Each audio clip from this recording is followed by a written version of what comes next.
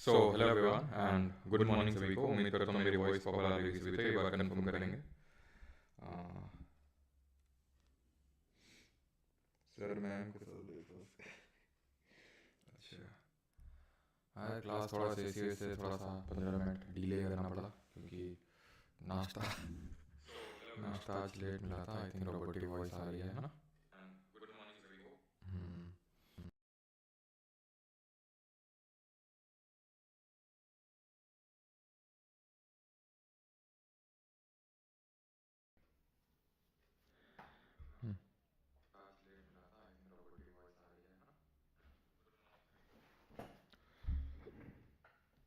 एक बार कंफर्म करो अभी ये सारी चीज़ें प्रॉपर हैं कि नहीं। अभी ठीक है।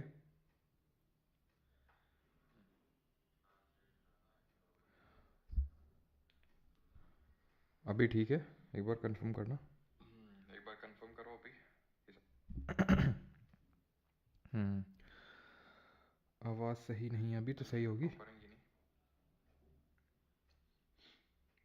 ठीक है, तो स्टार्ट करते हैं फिर। क्लास वही है कि आज वही नाश्ता वास्ता लेट मिला था, गोभी के पराठे बने थे। तो फिर वैसे तो मैं मतलब बाद में कर लेता हूँ, कोई नहीं, लेकिन भाई गोभी के पराठे बने थे यार। ठीक, क्लास लास्ट तो होती रहेगी ये समझ के फिर मैंने गोभी के पराठे दबाए। ठीक है, और मज़ा आ गया एकदम वॉइस लो है बेटा, अब मैं कुछ नहीं कर पाऊँगा, ठीक है। वॉइस अब तुम अपना उसका फ़ोन को बढ़ा लो, वॉइस से इंक्रीज वॉल्यूम अब इससे ज़्यादा हाई नहीं कर पाऊँगा मैं, ठीक है। मैं आपको सुनाता हूँ कितनी बार। साउंड वेरी स्लो, अच्छा बहुत लो है क्या। ये समझ के फिर वॉइस है इंक्रीज वॉल्यूम अब इससे ज़्यादा हाई नहीं कर पाऊँगा मैं, ठीक है। कहाँ से वॉल्यूम इंक्रीज कर दूँ भाई मैं, हैं। मैं तो इंक्रीज करने गया था और बड़े मतलब घट गई क्या।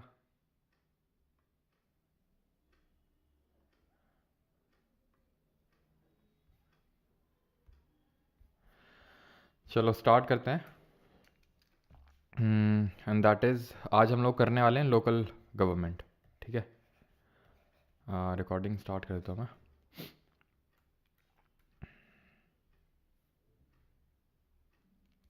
ठीक है, तो लोकल गवर्नमेंट स्टार्ट करने वाले हैं। और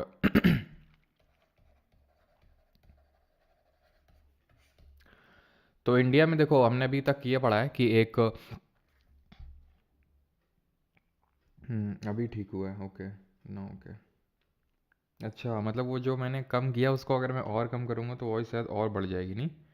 चलो लास्ट लास्ट में करेंगे, ये हिट एंड ट्रायल खेलेंगे, अभी नहीं। तो सेंट्रल गवर्नमेंट पढ़ा था हम लोगों ने, है ना। सेंटर में, यूनियन में एक सेंट्रल गवर्नमेंट होती है, ठीक है। और उसके नीचे होती है हमारी स्टेट गवर्नमेंट। अब होता क्या है कि ये जो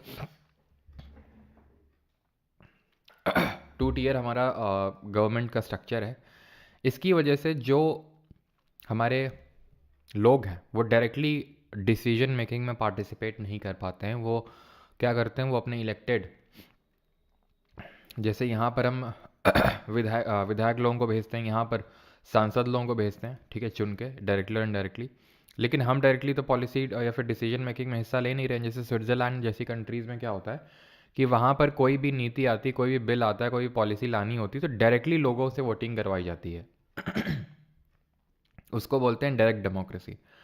तो अब भाई जो लोकल लेवल के इश्यूज़ हैं, जैसे कि स्ट्रीट लाइट ख़राब हो गई है ना, सीवर का प्रॉब्लम है, पानी की टंकी मतलब फॉर एग्जांपल गांव में नहीं है, या फिर उसमें पानी गंदा आ रहा है, तो इस तरह के जो लोकल इश्यूज़ हैं, स्ट्रीट लाइट का प्रॉब्लम, तो ये सारे जो लोकल इश्यूज़ को देखने के लिए हमें एक वहाँ पर लोकल लेवल पे भी गवर्नमेंट चाहिए, जिसको बोलते हैं लोकल गवर्नमेंट। अब अगर ये गांव में बनती है ना, तो उसको हम रूरल लोकल गवर्नमेंट बोलते हैं, और इसको हम पंचायत के नाम से जानते हैं। और अगर शहरों में बनती है, दैट इज़ अर्बन एरिया में, तो इसको हम म्यूनिसिपैलिटी यानी कि नगर पालिका बोलते हैं, ठीक है। दोनों को हम पढ़ेंगे, बट बिफोर दैट कि था क्या ओरिजिनली, अगर हम बात करें तो ये लोकल गवर्नमेंट ओरिजिनली हमारे एज सच कॉन्स्टिट्यूशन का जस्टिसेबल पार्ट में नहीं था, कि भाई ऐसा नहीं था कि शुरू से ही ऐसा था कि भाई लोकल गवर्नमेंट सेटअप करना ही करना है। ओरिजिनली आर्टिकल नंबर किस आर्टिकल में बोला था ये आप कमेंट में बताएंगे, किस आर्टिकल में बोला गया था, जो डीपीएसपी का एक आर्टिकल है कि भाई पंचायत के फॉर्मेशन को बढ़ावा देना है स्टेट को, ऐसा बोला गया था आर्टिकल नंबर 40 में। अब क्योंकि ये आर्टिकल 40 एक डीपीएसपी है तो ये नॉन जस्टिसेबल है, हाँ, या फिर हम बोल सकते हैं non unenforceable in a court of law. यानी ये मैंडेटरी नहीं था तब जब ये आपका डीपीएसपी में था, ठीक है, कि सारे स्टेट्स को इसको लागू करना ही करना है पंचायत को। लेकिन एक सेकेंड, गले में काफ़ी ज़्यादा किचकिच हो रही, खैर। तो तभी नॉन एनफोर्सेबल पार्ट में था, लेकिन अभी क्या है अरे यार क्या हो गया गले में, सॉरी। तो आर्टिकल 40 में जब ये था तो नॉन एनफोर्सेबल था, यानी कोई मैंडेशन नहीं था कि हर राज्य को ये सेटअप करना ही करना है पंचायत। लेकिन उसके बाद कुछ कमिटीज़ फॉर्म की गई, जैसे कि बलवंत राय मेहता कमेटी, ठीक है, 1957 में, Ashok Mehta committee, GVK Rao committee, LM Singhvi committee, Thungon committee, Gadgil committee, इतनी सारी क्या है कमिटीज़ को फॉर्म किया गया ये एडवाइस करने के लिए कि इंडिया में पंचायती राज किस तरह से इम्प्लीमेंट किया जाना चाहिए। तो सबसे पहले जो कमेटी बनती है वो बलवंत राय मेहता जी की चेयरमैनशिप में कमेटी बनती है इन द ईयर 1957, जिसने कि रिकमेंड किया 3 टियर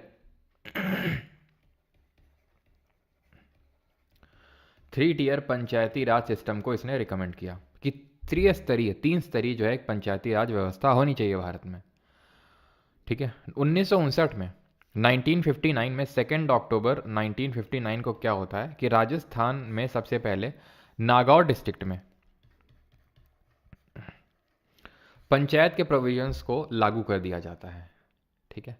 लेकिन याद रहे कि अभी भी ये आपका आर्टिकल 40 में ही है, और अभी भी नॉन जस्टिसेबल पार्ट में अभी तक भी ऐसा कोई मैंडेशन नहीं है, वो तो राजस्थान ने अपने हिसाब से कर दिया। 2 अक्टूबर को ही क्यों किया, क्योंकि हमने पढ़ा था आर्टिकल 40 को हमने गांधीयन डीपीएसपी में रखा था। क्यों? क्योंकि गांधी जी लोकल गवर्नमेंट को प्रमोट करते थे, पंचायत के फॉर्मेशन को वो प्रमोट करते थे, तो इसलिए 2 अक्टूबर को इसको लागू किया गया राजस्थान के नागौर डिस्ट्रिक्ट में। फिर एक अशोक मेहता कमेटी बनी 20 साल बाद, यानी कि बलवंत राय मेहता कमेटी जब बनी तो इसके 20 साल बाद 1977 में, और उसने रिकमेंड किया 2 टियर पंचायती राज सिस्टम। इसने रिकमेंड किया था, बलवंत राय मेहता कमेटी ने 3 टियर त्रिस्तरीय, और अशोक मेहता कमेटी ने 2 टियर। याद रखेंगे अभी जो आईबी का एग्जाम हुआ था IBASAO का, उसमें पूछा गया था, मतलब पंचायत से बहुत सारे क्वेश्चंस पूछे गए थे और उनमें से एक ये भी क्वेश्चन था, ठीक है, कि भाई किसने क्या रिकमेंडेशन दिया था। तो बलवंत राय मेहता कमेटी 3 टियर पंचायती राज system, Ashok Mehta 2 tier. GVK Rao ने बोला था कि he reviewed the working of the constitution in relation to the working of the panchayat and municipality, ठीक है। तो इन्होंने कॉन्स्टिट्यूशन की प्रेजेंट टाइम की, मतलब उस टाइम की वर्किंग देखी थी, भाई कॉन्स्टिट्यूशन में क्या प्रोविजन है जो पंचायत के फॉर्मेशन को लेके बात करते हैं।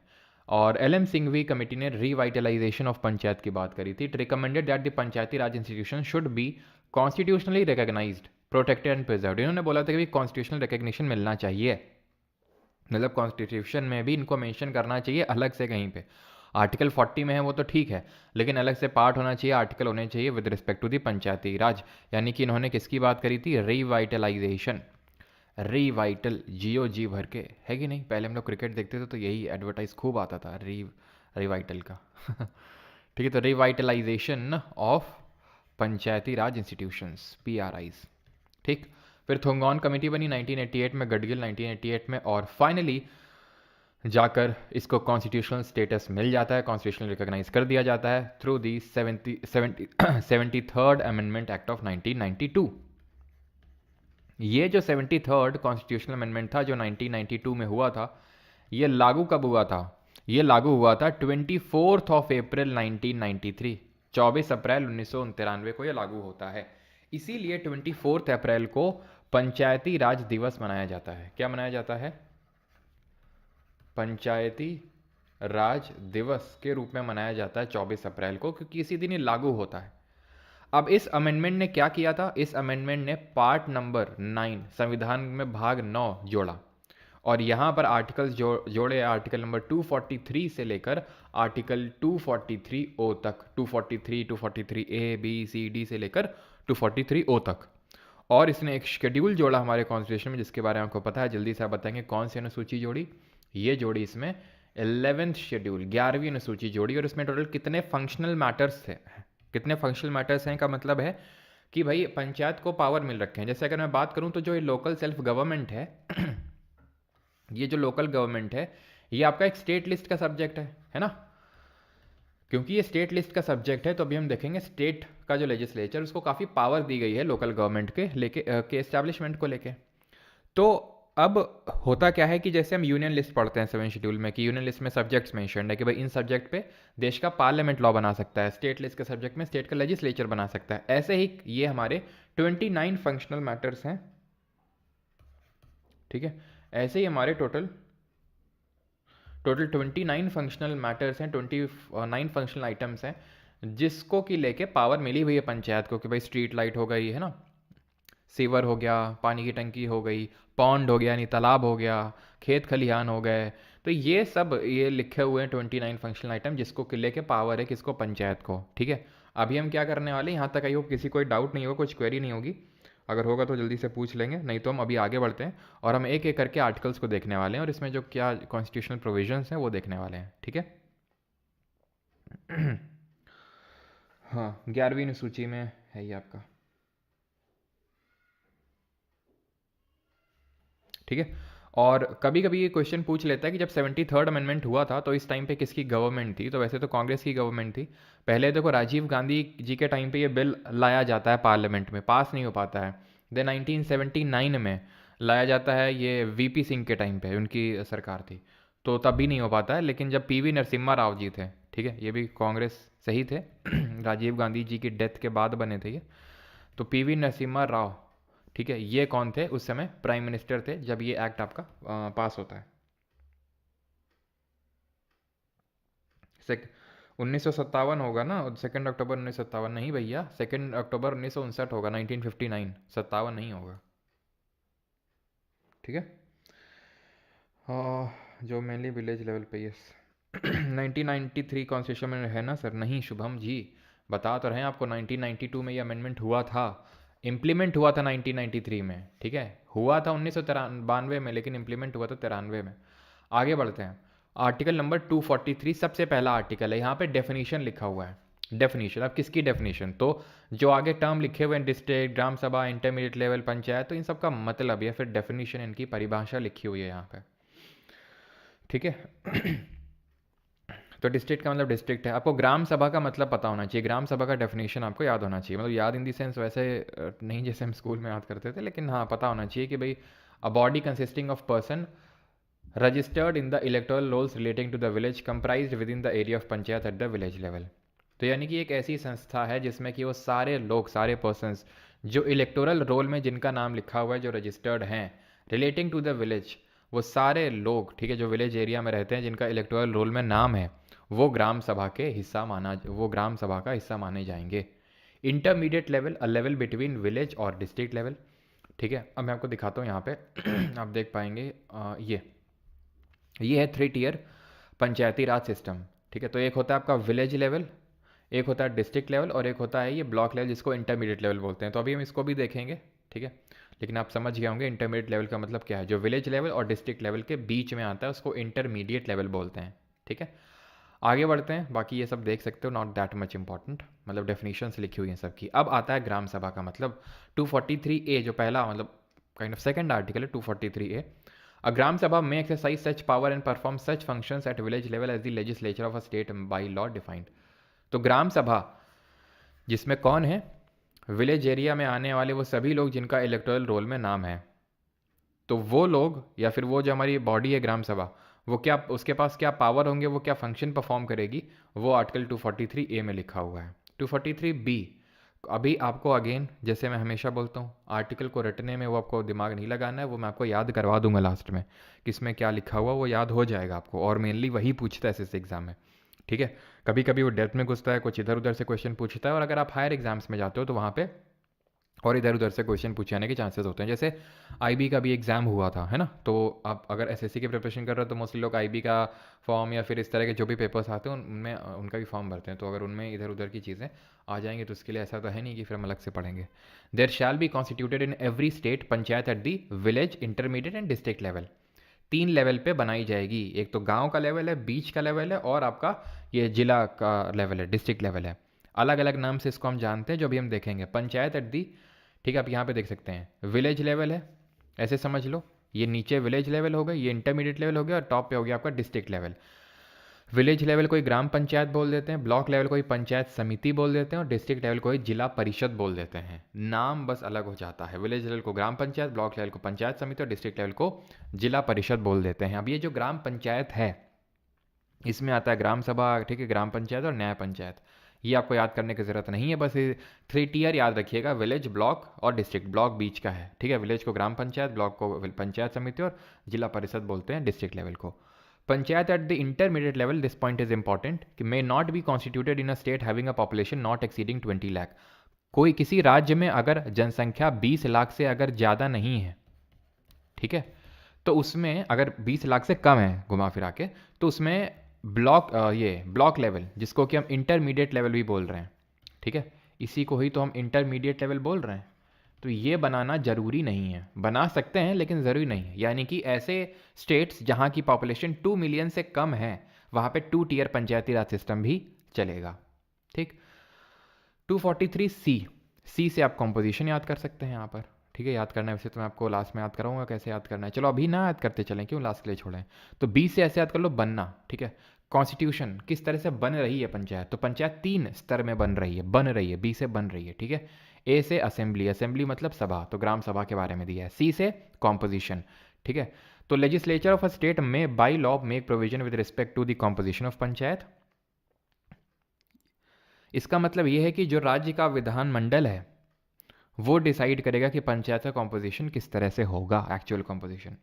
यानी कि वहाँ पे ये जब आपसे क्वेश्चन पूछेगा तो वो क्या करेगा, स्टेटमेंट में लेजिस्लेचर ऑफ अ स्टेट की जगह पार्लियामेंट लिख देगा, द पार्लियामेंट में बाई लॉ मेक प्रोविजंस। तो आपको पता होना चाहिए, नहीं, लेजिस्लेचर ऑफ द स्टेट, क्यों, क्योंकि लोकल अभी हमने देखा जो ये हमारा लोकल बॉडीज़ हैं, ये it is a state subject, ये स्टेट लिस्ट का सब्जेक्ट है, इसलिए। All the seats in a panchayat shall be filled by person chosen by direct election. जितनी भी सीट हैं वो डायरेक्ट इलेक्शन के थ्रू ही भरी जाएंगी from territorial constituencies in that panchayat area. लेकिन जो चेयरमैन चुना जाएगा, ठीक है, जो चेयरमैन चुना जाएगा, ध्यान रखना कौन से लेवल पे है हमारा, एक तो विलेज लेवल है, एक इंटरमीडिएट लेवल है, और एक हमारा डिस्ट्रिक्ट लेवल है, ठीक है। तो इन दोनों लेवल पे जो पंचायत जो चेयरमैन चुना जाएगा वो आपका इनडायरेक्टली चुना जाएगा। इनडायरेक्टली का मतलब है जिनको कि हमने एक तरह से चुना है यहाँ पर, वो लोग चुन के अपना चेयरमैन डिसाइड करेंगे। और विलेज लेवल पे ये डायरेक्ट भी चुना जा सकता है, डायरेक्ट भी लोगों के द्वारा इलेक्ट हो सकता है, और इनडायरेक्ट भी। ये डिटरमाइन करेगा कौन, वहाँ का स्टेट लेजिस्लेचर, कि भाई किस तरह से विलेज लेवल पे होगा। अब आते हैं डी, इसमें रिजर्वेशन ऑफ सीट है। इसको कैसे, चलो वो तो अभी याद करेंगे कैसे याद करना है। तो याद ऐसे कर सकते हैं कि डी से हम दलित याद कर सकते हैं, और दलित को क्या मिला हुआ है, रिजर्वेशन मिला हुआ है, आरक्षण मिला हुआ है। तो seats shall be reserve for एससीज एंड एसटीज, इनके पॉपुलेशन के प्रपोर्शन में, in proportion of their population. जैसे आप सुनते होंगे कि इस बार हरिजन सीट आई है, तो कोई जनरल कैटेगरी का कोई बंदा खड़ा नहीं हो सकता है उस केस में, तो वो यही है, ठीक है, इन प्रपोर्शन ऑफ देयर पॉपुलेशन। तो उनकी जो जनसंख्या है एस सी की, तो उसके अपनी जनसंख्या के हिसाब से उनको वहाँ पर रिजर्वेशन दिया जाएगा SC/ST कम्युनिटी को। दूसरा प्रोविजन है, not less than 1/3 of the total number of seat shell be reserve for women, यानी कि 1/3 सीट्स वेमेन के लिए रिजर्व होंगी। SC/ST और वेमेन के लिए रिजर्वेशन यहाँ पर प्रोविजन, SC/ST को उनके पॉपुलेशन के प्रपोर्शन में, और वेमेन को 1/3 जो है सीट रिजर्व करी जाएंगी। और ये रिजर्वेशन चेयरमैन लेवल पर भी जाएगा, ठीक है, ये रिजर्वेशन चेयरमैन लेवल पर भी जाएगा। और इसमें जो SC/ST के लिए सीट्स रिजर्व हुई हैं उसमें 1/3 विमेन के लिए भी रहेंगी। ये SC ST के लिए जो सीट्स रिजर्व हुई हैं उसमें उसमें भी 1/3 सीट्स विमेन के लिए होंगी। ये चीज़ ध्यान रखिएगा। तो डी से दलित रिजर्वेशन, ठीक है, इन नटशेल ये ध्यान रखना है आपको। ई पे आते हैं 243E, जो बात करता है ड्यूरेशन ऑफ पंचायत। यहाँ तक किसी कोई डाउट तो नहीं, कुछ क्वेरी तो नहीं है? आई थिंक होगा तो नहीं, अगर कुछ है तो बता सकते हैं। सर GK GS को अपने वश में कैसे करें? बेटा अभी एक मंत्र बताएंगे, वो सुबह शाम जो है उसका उच्चारण करना है, नाम जप करना है, तुरंत सब कुछ प्राप्ति होगी। 243E, ड्यूरेशन ऑफ पंचायत, गठन। ये जो पंचायत है तो कितने टाइम के लिए गठन होगा इसका? Every panchayat unless sooner dissolved under any law for the time being in force shall continue for 5 years from the date appointed for its first meeting and no longer. यानी 5 साल के लिए पंचायत का गठन किया जाता है। ड्यूरेशन कितना होता है? 5 years का। क्लियर है? ये सब कुछ आपको मतलब मैं इसलिए लिख देता हूँ भाई, ये कॉन्स्टिट्यूशन के एक्चुअल वर्डिंग्स है, लेकिन हमें घुमा फिरा के याद रखना है 5 साल 5 साल 5 साल बस, ठीक है। ये क्या लिखा हुआ है? अनलेस सूनर डिजॉल्व, इसका मतलब ये कि पहले भी डिजॉल्व किया जा सकता है, like Lok Sabha, like legislative assembly जो हमने देखा था, ठीक है। जैसे हमने देखा था लेजिस्लेटिव असेंबली हो चाहे लोकसभा, वहाँ पे नो कॉन्फिडेंस मोशन पास होके अगर पास हो गया तो सरकार गिर जाती है और 5 साल से पहले डिसोल्यूशन हो जाता है। लेकिन वहाँ पे ये था कि अगर डिसोल्यूशन हो गया और फिर से चुनाव हुए और जो नई सरकार बनेगी वो पूरा 5 साल रहेगी। लेकिन यहाँ पे कैच है, कैच ये है कि अगर सूनर डिसॉल्व हो गई, ठीक है, तो वो सिर्फ कितने टाइम तक रहेगी? वो सिर्फ रिमाइंडर ऑफ द टर्म के लिए सर्व करेगी। यहाँ पर आप देख सकते हैं before the expiry of its duration specified in clause 1, before the expiration for a period, क्या लिखा हुआ है यहाँ पर? ये चीज़, ये पॉइंट पढ़ो। A panchayat constituted upon the dissolution of a panchayat before the expiration of its duration shall continue only for the remainder of the period। जैसे फॉर एग्जांपल आज मान लो 2024 में कोई बनती है, पंचायत का चुनाव होता है, गठन होता है, तो 2029 तक रहेगी ये। लेकिन मानते हैं 2026 में क्या होता है, ये जो पंचायत बनी थी वो डिज़ोल्व हो गई, ठीक है, वो ढंग से काम नहीं कर रही, तो वहाँ के लोगों ने सपोर्ट हटा लिया, तो भाई डिज़ोल्व हो गई, ठीक है। तो अब होगा क्या कि जो नई पंचायत बनेगी 2026 में, वो ये मत सोचना कि वो फिर से 2031 तक रहेगी, ना ना, वो सिर्फ अगले 3 साल तक ही रहेगी, 2029 तक, रिमाइंडर ऑफ द टर्म के लिए, ठीक है। और इससे पहले कि भाई हमारी पंचायत का डिसोल्यूशन हो, जैसे 2024 से बनी 2029 में डिसॉल्व होगा, तो वेट नहीं करना है, 6 महीने यानी एक्सपायर होने से 6 महीने पहले ही, ठीक है, क्या करवा लेने हैं? इलेक्शंस करवा लेने हैं नई पंचायत का गठन करने के लिए। 6 महीने पहले ही इलेक्शंस करवा लेने हैं नई पंचायत का गठन करने के लिए। और ये इलेक्शन कौन करवाता है अभी हम देखेंगे, ठीक है। तो no amendment of any law for the time being in force shall have the effect of, ठीक है। तो ये आपको याद करने की बिल्कुल भी ज़रूरत नहीं है। ये वाला प्रोविज़न पढ़ेंगे 243E का पहला वाला कि 5 साल का ड्यूरेशन होता है, और जो अर्ली डिसोल्यूशन होने पर, प्री मेच्योर डिसोल्यूशन होने पे जो पंचायत का गठन होता है वो सिर्फ रिमाइंडर ऑफ द टर्म के लिए सर्व करती है, ना कि पूरे टर्म के लिए। और 6 महीने के भीतर भीतर जो है आपको चुनाव करवा लेने हैं। मतलब जैसे 2029 में ख़त्म होगी, 2029 का मतलब ऐसा वेट नहीं करेंगे कब वो ख़त्म हो जाए, 6 महीने पहले ही चुनाव करवा लेंगे। 243F ये बात करता है डिस्क्वालिफिकेशन फॉर मेंबरशिप। याद कैसे रखना है? F से फेल हो गए, डिस्क्वालीफाई हो गए। तो कौन डिस्क्वालीफाई होगा? तो अगर तभी डिस्क्वालीफाई होगा अगर वो किसी पर्टिकुलर लॉ जो वहाँ के स्टेट लेजिस्लेचर ने बनाया है। अब स्टेट लेजिस्लेचर को इतनी पावर्स क्यों दी गई हैं इसके रिस्पेक्ट में? क्यों इसलिए दी गई हैं क्योंकि हर स्टेट की नीड्स डिफरेंट है। कहीं पे बहुत ज़्यादा ट्राइबल पॉपुलेशन है, कहीं बहुत ज़्यादा SC पॉपुलेशन है, OBC, तो मतलब उस हिसाब से वो स्टेट अपना प्रोविज़न देखेगा। जैसे कि यहाँ पर मैंने आपको बताया कि भाई SC ST और वुमेन के लिए रिजर्वेशन है। रिजर्वेशन बैकवर्ड क्लासेस को भी दिया जा सकता है, रिजर्वेशन हमारे MPs MLAs को भी दिया जा सकता है कि भाई वो भी यहाँ पर आ सकते हैं। लेकिन ध्यान आपको इस बात का रखना है कि ये जो बैकवर्ड क्लासेस को जो मिलेगा क्या रिजर्वेशन, ये मैंडेटरी नहीं है, ये भाई देना ही पड़ेगा, चाहे किसी भी राज्य में पंचायत क्यों ना बन जाए, SC ST और वुमेन को रिजर्वेशन प्रोवाइड करना ही पड़ेगा। लेकिन जो बैकवर्ड क्लासेस को यहाँ पे जो दिया जाएगा वो वहाँ का स्टेट लेजिस्लेचर पे डिपेंड करता है, वो देता है या नहीं देता है, मैंडेटरी नहीं है। समझ रहे हैं आप? तो ये चीज़ ध्यान रखिएगा। तो अगर कोई लॉ बनाया वहाँ के स्टेट लेजिस्लेचर ने तो डिस्क्वालीफाई हो जाएंगे, और 21 की उम्र पूरी नहीं हुई है तो डिस्क्वालीफाई हो जाएंगे। यानी कि 21 साल की उम्र होनी चाहिए आपको पंचायत का चुनाव लड़ने के लिए। If he so disqualified under any law, वही सेम चीज़ जो मैंने आपको बताई। The preparation of plans for economic development and social justice, तो ये क्या है? सॉरी 243G पे आ चुके हैं हम। जी का मतलब क्या है? इसमें लिखा हुआ है पावर, अथॉरिटी और रिस्पॉन्सिबिलिटी जो पंचायत को दी गई है। याद कैसे रखेंगे? जी से गोली याद कर लेंगे, गोली खाते ही क्या आ गई? पावर आ गई। पावर आएगी तो अथॉरिटी भी आएगी आपके उसमें, और authority with great power comes great responsibility also, है कि नहीं। तो फिर इकोनॉमिक डेवलपमेंट और सोशल जस्टिस करने के लिए वहाँ पे विलेज लेवल पे इकोनॉमिक डेवलपमेंट करने का जो है जिम्मा पंचायत को दिया जाता है। द इम्प्लीमेंटेशन ऑफ स्कीम्स, काफ़ी सारी हमारी सेंट्रल गवर्नमेंट स्टेट गवर्नमेंट की स्कीम चलती हैं, उनको ग्रास रूट लेवल पे इम्प्लीमेंट, यानी पंचायत लेवल पे विलेज लेवल पे इम्प्लीमेंट करने का काम होता है पंचायत का, for economic development and social justice. ठीक है, in relation to the matters listed in the 11 schedule. तो हमारे वो कौन से मैटर्स हैं? 29 फंक्शनल मैटर्स हैं। ठीक है, लेजिस्लेचर ऑफ अ स्टेट में बाई लॉ। तो यहाँ एच से क्या है? एच से है आपका power to impose tax by funds of the panchayat. H से आप ऐसे याद कर सकते हैं, हाउस टैक्स, हाउस और टैक्स। तो भाई लेजिस्लेचर में authorise a panchayat to levy, collect and appropriate such taxes, duties, tolls and fees in accordance with such procedure and subject to such limits. तो ध्यान रखना है कि वहाँ का जो स्टेट लेजिस्लेचर है, पंचायत को ये पावर दे सकता है कि वो टैक्स लगा सकता है और टैक्स कलेक्ट कर सकता है। जैसे फॉर एग्जाम्पल गाड़ी वाला आया घर से, कचड़ा निकाल, ठीक है, तो गाड़ी वाला क्या करता है भाई? वो फीस कलेक्ट करता है कि नहीं? अब तो नहीं, तुम्हारे यहाँ करता है कि नहीं करता है? भाई हमारे यहाँ तो करता है, शायद कितना याद नहीं है, कितना 100 रुपये लेता है महीने का, ऐसा कुछ होता है ना। तुम लोग क्या लेता है क्या? हम्म, तुम लोग क्या लेता है? मेरे यहाँ तो 100 रुपये लेता है शायद महीने का, और पर्ची देता है। पिछली बार पर्ची नहीं दी थी, बहुत लड़ा था मैं। मतलब लड़ाई वड़ाई नहीं करी थी, मतलब बोल देते कि भाई यार पर्ची तो दो यार, 100 रुपये दे रहे हैं।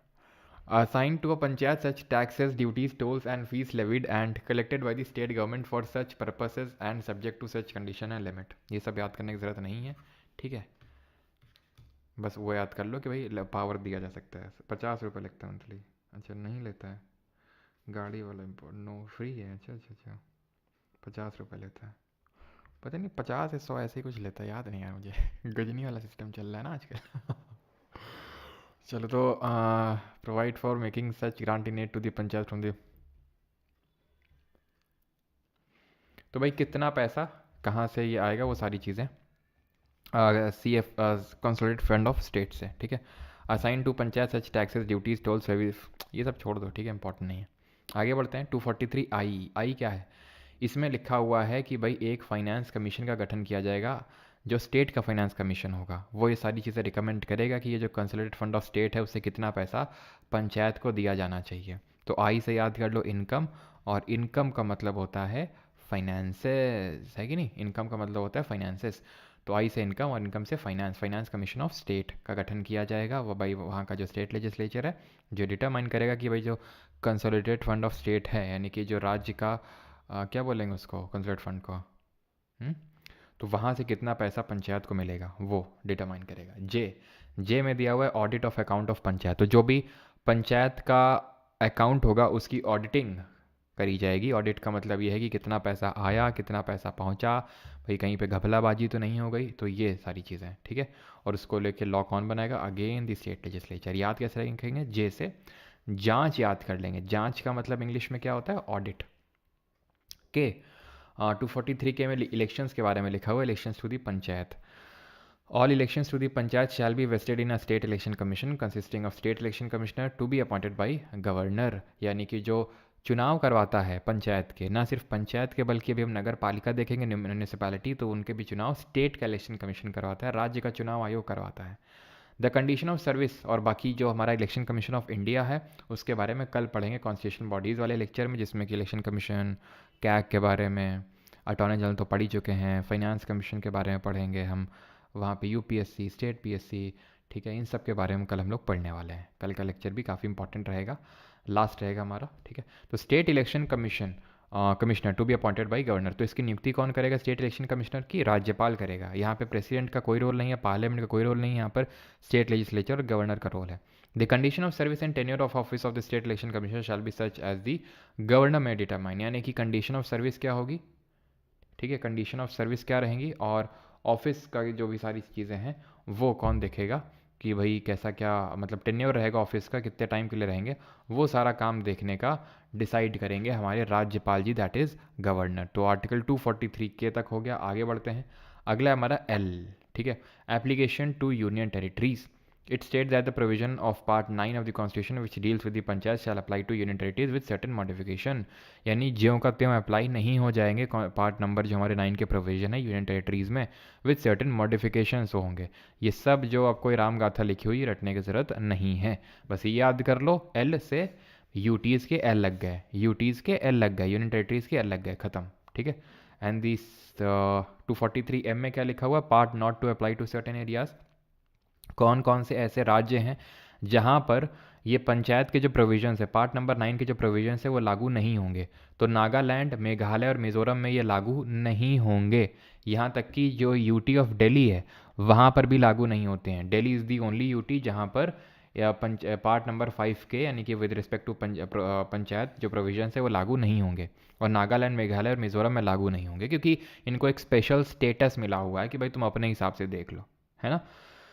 और जो हिल एरियाज़ हैं कहाँ के? मणिपुर के. For which district council exist under any law. तो वहाँ पर क्या है कि हमें पता है कि ऑटोनमस, मैंने आपको बताया था जब 6 शेड्यूल पढ़ रहे थे, 5th शेड्यूल और 6th शेड्यूल पढ़ाया था मैंने आपको. ठीक है. 5वीं अनुसूची और 6वीं अनुसूची. तो 6वीं अनुसूची मैंने आपको बताया था कि भाई ये अपना ट्राइबल एडवाइजरी काउंसिल सेटअप करते हैं. मणिपुर नहीं है 6th शेड्यूल में, हमें पता है. इसके पास खुद की वैसे एक डिस्ट्रिक्ट काउंसिल है जो वहाँ की सारी चीज़ों को लेकर डिसीजन लेता है. ठीक है. तो वहाँ पर पंचायत के प्रोविजंस को इसीलिए लागू नहीं किया गया. नागालैंड, मेघालय और मिजोरम और कुछ हिल एरियाज़ हैं मणिपुर के. और Delhi is the only UT जहाँ पे पंचायत के प्रोविजंस लागू नहीं होते हैं. The second last article, continuance of existing laws in panchayat. तो ये आर्टिकल ये बोलता है कि जब हमारा 73rd अमेंडमेंट लागू हुआ था तो उससे पहले लोकल गवर्नमेंट को लेके जो भी रूल्स और वगैरह ये सब एग्जिस्ट कर रहे थे वो चलते रहेंगे जब तक कि उनको रिजेक्ट ना किया जाए. ठीक है. shall continue till the expiration of their duration unless sooner dissolved by a resolution passed to that effect by legislative assembly. जब तक कि वहाँ की विधानसभा उनको हटाती नहीं है तब तक वो प्रोविजंस कंटिन्यू होते रहेंगे जो आज़ादी से पहले चल रहे थे. ठीक है. 243 वो हमारा लास्ट आर्टिकल है, and that talks about bar to interference by courts in electoral matters. यानी कि जो भी इलेक्टोरल मैटर का मतलब क्या है? तो जो स्टेट का इलेक्शन कमीशन है वो क्या करता है कि जब चुनाव होते हैं पंचायत और नगर पालिकाओं के तो उनको कॉन्स्टिट्यूएंसी में बांटता है. जैसे हमने आर्टिकल नंबर 82 में देखा था, एक डीलिमिटेशन कमीशन यानी परिसीमन आयोग बनाया जाता है. वो क्या करता है? पैरिटी मेंटेन करने के लिए वो कॉन्स्टिट्यूएंसी में बांटता है. और इस तरह से बांटता है कि भाई वो जो वहाँ की जनसंख्या हो वो सेम नंबर ऑफ जो एक कैंडिडेट है वो सेम नंबर ऑफ जनसंख्या को रिप्रेजेंट कर रहा हो, सेम नंबर ऑफ पॉपुलेशन को रिप्रेजेंट कर रहा हो. वही चीज़ यहाँ पर भी इंश्योर की जाती है जो स्टेट इलेक्शन कमीशन अपना इंश्योर करता है कॉन्स्टिट्यूएंसी बना के. तो वो यहाँ पे लिखा हुआ है जिस तरह से आर्टिकल 82 में मैंने आपको बताया था कि डीलिमिटेशन कमीशन के मामले में कोर्ट इंक्वायर नहीं कर सकता है, कोर्ट इंक्वायरी नहीं कर सकता है. वैसे यहाँ पर भी कोर्ट को यहाँ पर इंटरफेरेंस करने से मना कर दिया गया है जो भी इलेक्टोरल मैटर्स है उनमें. ठीक है. क्लियर है यहाँ तक सभी को? तो यहाँ पर तक हमारे आर्टिकल्स हो जाते हैं ख़त्म. अब किसी का यहाँ तक कोई डाउट हो तो जल्दी से पूछ लो. कोर्ट इंटरफेयर नहीं कर सकते हैं. यस, डिलिमिटेशन कमीशन 4 बार बनता, 52, 63, 73 एंड 2002. ट्रिक और करा दो आज की क्लास ख़त्म मतलब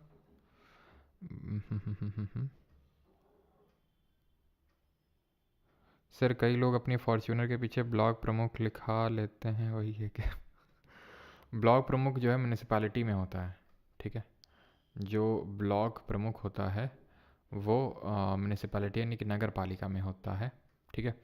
और अगर हम बात करें पंचायत लेवल पे तो पंचायत में जो पंचायत समिति होती है ना, जो बीच वाला इंटरमीडिएट, उसी को बोलते हैं, उसको भी बोलते हैं ब्लॉक प्रमुख. फॉर्च्यूनर लेके घूमते हैं, देख लो तुम. है एमएलए लोग क्या लेके घूमते होंगे, एमपी लोग का तो है ना. सर समराइज़ कर दो. कर देते हैं समराइज़. चलो आगे बढ़ने से पहले मैं समराइज़ कर देता हूँ कि जो हमने अभी तक पढ़ा है. बस इसके बाद ख़त्म है, बस 5 मिनट का लेक्चर और बचा है, उसके बाद क्वेश्चंस करेंगे. ठीक है.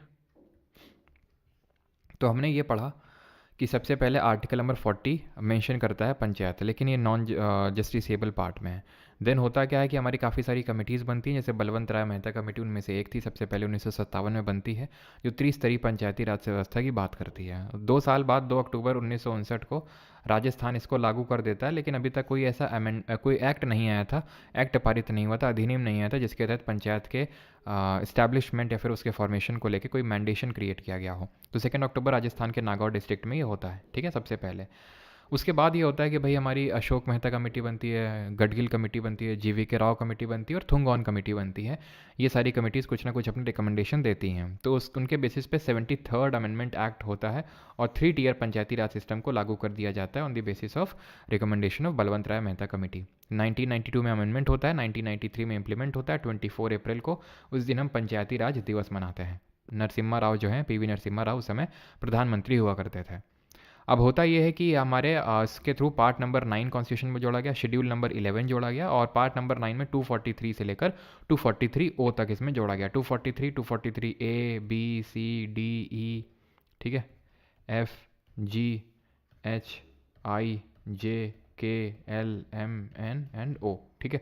तो 243 में क्या है, डेफिनेशन दी हुई है। मेरे साथ साथ रिकॉल करो, ऐसा नहीं कि मतलब मैं लिख रहा हूँ यहाँ पे, ठीक है, मैं अपने लिए रिवाइज नहीं कर रहा हूँ, आपके लिए करवा रहा हूँ, तो आप रिकॉल करिए। जैसे 243 ए से क्या याद करेंगे, असेंबली, असेंबली मतलब सभा, तो इसमें ग्राम सभा के बारे में दिया हुआ है कि इसके पास क्या क्या पावर्स हैं इसके पास। बी से बनना, बनना मतलब इसका कॉन्स्टिट्यूशन दिया हुआ है कि भाई ये त्रिस्तरीय बनेगी, 3 लेवल पे बनेगी, ठीक है। सी से दिया हुआ है इसका कॉम्पोजिशन, कॉम्पोजिशन का मतलब है कि सारी जितनी भी सीट हैं वो भरी जाएंगी डायरेक्ट इलेक्शन से, और चेयरमैन की इंटरमीडिएट और डिस्ट्रिक्ट लेवल पे इनडायरेक्टली, और विलेज लेवल पे जैसा वहाँ का स्टेट लेजिस्लेचर बोलेगा। डी से दलित, दलित से रिजर्वेशन, तो इसमें रिजर्वेशन दिया गया है, किसको दिया गया है, SC ST को उनके पॉपुलेशन के प्रपोर्शन में, और वुमेन को 1/3। ई से, ई का मतलब होता है, देखो ई का मतलब होता है 5, रीजनिंग में ही तो होता है, ई का मतलब 5 होता है, तो 5 साल का क्या है इनका ड्यूरेशन होता है। और अगर अर्ली डिसोल्यूशन हो गया तो फिर रिमाइंडर ऑफ द टर्म के लिए पंचायत सर्व करती है और 6 महीने के अंदर इलेक्शन करवा लेने होते हैं आपको। एफ से फेल, फेल मतलब डिस्क्वालिफिकेशन, तो भैया अगर आपकी 21 साल की उम्र हो चुकी है तो ठीक है, नहीं तो अगर नहीं हुई तो फिर आप डिस्क्वालीफाई कर दिए जाएंगे, या फिर कोई और अगर इस तरह का लॉ वहाँ की स्टेट लेजिस्लेचर क्रिएट करती है तो भी। जी से गोली, गोली मतलब पावर अथॉरिटी जो दी गई है पंचायत को वो दिया हुआ है। एच से हाउस टैक्स, तो टैक्स लेवी करना, फीस लेवी करना और कलेक्ट करना, ये पावर दिया जा सकता है बाई दी वहाँ का state legislature to the panchayat. I say income, तो जो स्टेट का फाइनेंस कमीशन है उसका गठन किया जाएगा जो कि बताएगा किस तरह से कितना फंड मिलना चाहिए। जे से है आपका जांच, जांच मतलब ऑडिट होगा यहाँ पे। के से है इलेक्शन, के से क्या है, के से है इलेक्शन, ठीक है, कि इलेक्शन कौन करवाएगा, स्टेट का जो इलेक्शन कमीशन है वो करवाएगा। एल किसके लग गए थे, यूटीज़ के, कि यूटीज़ में विद सर्टेन मॉडिफिकेशंस अप्लाई होंगे पार्ट नंबर 9 के प्रोविजंस, ठीक है। एम और एन और ओ, ठीक है, तो एम में क्या था कि कहाँ पर हमारी प्रोविजंस, अगर आप ध्यान से याद करें तो कहाँ पर हमारे प्रोविजंस लागू नहीं होंगे, तो नागालैंड हो गया, मेघालय हो गया, मिजोरम हो गया, यहाँ पर अप्लाई नहीं होंगे, और हिली ट्रैक्ट्स जो हो गए हमारे मणिपुर के, वहाँ अप्लाई नहीं होगा। और एन से जरा आप बता देंगे एन में क्या था, अभी हमने पढ़ा था, और ओ में अभी हमने लास्ट में सबसे पढ़ा कि बार टू इंटरफेरेंस बाई कोर्ट, यानी कि जो कोर्ट है वो इंटरफेयर नहीं कर सकते हैं इलेक्टोरल मैटर्स पे, ठीक है। क्लियर होती चीज़, आगे बढ़ें तो भाई 243 एन में वही है कि आपका कॉन्टिन्यूएंस ऑफ जी पंचायत के प्रोविजंस हैं जो आज़ादी से पहले थे, वही आपके चलते रहेंगे जब तक कि वहाँ का स्टेट लेजिस्लेचर अलग नहीं करेगा। यहाँ तक कि अगर आपको है ना ये 243 जे तक भी याद हो गया अब यहाँ तक पूछेगा तो सीधे कर ही दोगे, ट्रिक के साथ देख लिए हैं, जे तक तो ट्रिक के साथ देख लिया ना, अगर यहाँ तक कोई पूछेगा तो आराम से कर दोगे। लेकिन मान लेते हैं नहीं पूछेगा, इनमें से कोई एक पूछ लिया तो भाई ऑप्शन एलिमिनेशन से कर दोगे, कोई दिक्कत वाली बात है नहीं, ठीक है। याद हो गया, याद हो गया सभी को, यहीं पे क्लास में याद भी हो गया, समझ भी गया, सब कुछ हो गया। अब हम थोड़ा सा ये देख लेते हैं कि है क्या कि जो हमारे 5th शेड्यूल एरियाज़ हैं वहाँ पे डायरेक्टली देखो, नागालैंड और ये जो मिजोरम मेघालय मैंने आपको बताया था यहाँ तो इम्प्लीमेंट ही नहीं होते हैं, लेकिन जो हमारे 5th शेड्यूल एरियाज़ हैं, कुछ एरियाज़ हैं जहाँ पर अप्लाई तो होते हैं लेकिन विद सर्टेन मॉडिफिकेशन अप्लाई होते हैं। तो एक्चुअली एक कमेटी बनाई गई थी, भूरिया कमेटी, तो भूरिया कमेटी ने रिकमेंड किया था कि भाई हम डायरेक्टली अप्लाई ना करें पंचायत के प्रोविजंस को इन एरियाज़ में, जो 5वीं अनुसूची में एरियाज़ हैं, इनको कुछ मॉडिफाई करके यहाँ पर हम वो करते हैं। तो भाई इन मॉडिफिकेशंस मतलब इसके लिए एक एक्ट लाया गया जिसको हम बोलते हैं पेसा एक्ट।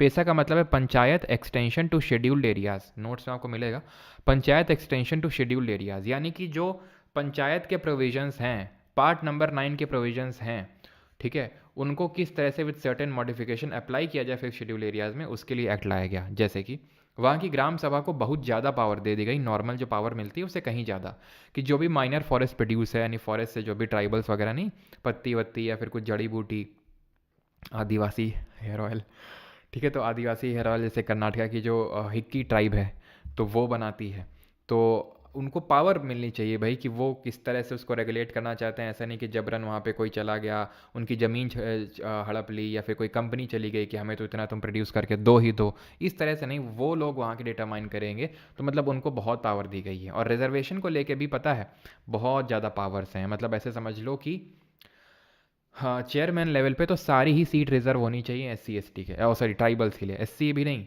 ट्राइबल्स एस टी के लिए चेयरमैन की सारी सीट जो है रिजर्व होनी चाहिए ट्राइबल्स के लिए। तो इतने मतलब मॉडिफिकेशंस किए गए हैं पार्ट नंबर 9 में, ज्यों के त्यों अप्लाई नहीं हो जाते हैं, विद सर्टेन मॉडिफिकेशन होते हैं। बस आपको याद रखना 1996 में आया था। फिर शेड्यूल एरियाज में इसको इंप्लीमेंट करने के लिए लाया गया भूरिया कमेटी के रिकमेंडेशन पे। It conferred absolute power to gram sabha to ensure tribal self rule, यानी कि ट्राइबल्स को एक वो चीज़ रहे कि हाँ यार, मतलब गवर्नमेंट फालतू में दखलंदाजी नहीं कर रही है, जैसा हम चाहते हैं वैसा कर रही है। ठीक है, फिर भी विरोध तो होता ही है बाई ट्राइबल्स। अब हम और आप मिलके देखेंगे म्यूनिसिपैलिटीज़ और गड्ढे को भरवाएंगे। ठीक है, नहीं तो फिर अरे भाई भाई भाई भाई भाई देखिए भाई नगर पालिका के बारे में। ठीक है, तो एक टाइम था जब ये बंदा और एक वो कि ठंड बहुत पड़ रही है, बावजूद इसके आपको लाइनों में खड़ा होना पड़ रहा है। क्या कहना चाहेंगे? एक वो बंदा था और एक ये काफ़ी ट्रेंड किए थे आई थिंक 2018 के टाइम पे, नहीं 2017-18 के टाइम पे। तो म्यूनिसिपैलिटी, नगर पालिका, तो नगर पालिका जो है, जिस तरह से हमारी पंचायत के बारे में पढ़ा वो रूरल लोकल गवर्नमेंट थी, ये होती है हमारी अर्बन अर्बन लोकल गवर्नमेंट। जितना कि हमने पंचायत के बारे में डिटेल में पढ़ा उतना हमें यहाँ नहीं पढ़ना है, क्योंकि क्वेश्चंस नहीं पूछे आते हैं ज़्यादा। म्यूनिसिपैलिटी में एक तो ये पता होना चाहिए अर्बन लोकल गवर्नमेंट होती है, और इसको हमने 74th कॉन्स्टिट्यूशनल अमेंडमेंट से इम्प्लीमेंट किया था। ठीक है, 74वां संविधान संशोधन, ये भी 1992 में ही हुआ था। ठीक है, एक ही साथ दोनों हुए थे, 73rd और 74th। इसने क्या किया था, शेड्यूल नंबर कौन सा जोड़ा था, 12th जोड़ा था हमारे कॉन्स्टिट्यूशन। और इसमें कितने फंक्शनल मैटर्स मैंने आपको पढ़ाए थे। और ये जो 74th कॉन्स्टिट्यूशनल अमेंडमेंट है, इसने पार्ट नंबर 9A को जोड़ा। ठीक है, 73rd अमेंडमेंट ने भाग 9 यानी कि पार्ट 9 को जोड़ा था, इसने पार्ट नंबर 9A। वहाँ पर 243 से लेकर 243O तक था, यहाँ पर 243P से लेकर 243ZG तक दिया हुआ है पार्ट नंबर 9A में नगर पालिका के बारे में। ठीक है, और इसमें हमने 18 फंक्शनल आइटम्स पढ़े थे, या फिर 18 फंक्शनल मैटर्स पढ़े थे। वही स्ट्रीट लाइट हो गया, रोड्स हो गए, है ना, सीवर, 18 फंक्शनल मैटर्स, लाइब्रेरी हो गई, तो ये सब इसमें दिया हुआ है। ठीक है, 18 फंक्शनल मैटर्स पे। तो पार्ट ये मतलब एकदम रट्टा मार लेना, पार्ट में कौन सा है, अमेंडमेंट कौन सा है, और आर्टिकल कहाँ से कहाँ तक है। 243P से लेकर 243ZG तक हमें एक एक आर्टिकल याद नहीं करना है इसमें, जैसे कि हमने पंचायत में याद किया था। सिर्फ बेसिक थोड़ा सा समझना है इसमें। तो देश की जो पहली म्यूनिसिपल कॉरपोरेशन उसको स्टैब्लिश किया गया था, सेटअप किया गया था। ठीक है, पहली एक तरह से हम बोल सकते हैं नगर निगम को सेटअप किया गया था कब, 1687 के टाइम पे मद्रास में। ठीक है, 1870 में लॉर्ड मेयो जो उस टाइम पे वॉइस रॉय थे इंडिया में, तो वो एक रेजोल्यूशन लाते हैं फाइनेंशियल डिसेंट्रलाइजेशन। फाइनेंशियल डिसेंट्रलाइजेशन का मतलब ये हो गया कि भाई क्या बोलेंगे इसको, वित्तीय विकेंद्रीकरण, कि किस तरह से जो पैसा है टॉप लेवल पे उसको डिसेंट्रलाइज करना है। अब भाई जैसे हमारी ये जो लोकल गवर्नमेंट है, ये एक डिसेंट्रलाइजेशन का एक जीता जागता उदाहरण है। डिसेंट्रलाइजेशन सेंट्रलाइजेशन का उल्टा है। सेंट्रलाइजेशन का मतलब है कि धीरे धीरे जो पावर है वो एक जो टॉप लेवल की ब्यूरोक्रेसी है, जो गवर्नमेंट है, उसी में ही वो कॉन्स्टिट्यूटेड है। ठीक है, डिसेंट्रलाइजेशन का मतलब ये है कि वो जो पावर है वो उसको नीचे भी पहुंचाया जा रहा है, ग्रास रूट लेवल तक। इसका मतलब होता है डिसेंट्रलाइजेशन। ठीक है, तो फाइनेंशियल डिसेंट्रलाइजेशन की सबसे पहले बात 1870 में लॉर्ड मेयो ने करी थी, और रिपन एक रेजोल्यूशन लाए थे 1882 में, जिसको कि Magna carta of local self government बोलते हैं। वो लोकल सेल्फ गवर्नमेंट को लेकर एक रेजोल्यूशन, एक प्रस्ताव लाए थे। और क्योंकि ये सबसे पहले प्रस्ताव लाए थे, इसलिए रिपन जी को, ठीक है, हम father of local self government बोलते हैं। ठीक है, अभी जब हम हिस्ट्री पढ़ेंगे तो आपको समझ में आएगा क्यों मैं रिपन जी बोल रहा हूँ। ठीक है, father of local self government, क्योंकि इन्होंने लोकल सेल्फ गवर्नमेंट के लिए और in to be specific in general India के लिए काफ़ी अच्छी चीज़ें करी इन्होंने। ठीक है, लॉर्ड रिपन ने। तो रिपन रेजोल्यूशन लाए, तो जिसको हम Magna carta of local self government बोलते हैं। तो 3 पॉइंट याद रहेंगे। मद्रास में आया था फाइनेंशियल डिसेंट्रलाइजेशन को लेकर रेजोल्यूशन मेयो लाए थे, और रिपन जो है इनको father of local self government के नाम से जानते हैं। ठीक है, और जो रेजोल्यूशन लाए थे उसको Magna carta of local self government. अब जो हमारी अर्बन लोकल गवर्नमेंट होती हैं वो टोटल 8 प्रकार की होती हैं। म्यूनिसिपल कॉरपोरेशन होती है, म्यूनिसिपैलिटी होती है, नोटिफाइड एरिया कमेटी होती है, कंटोनमेंट बोर्ड होते हैं, टाउनशिप होती है, टाउन एरिया कमेटी होती है, पोर्ट ट्रस्ट होते हैं, स्पेशल पर्पस एजेंसी।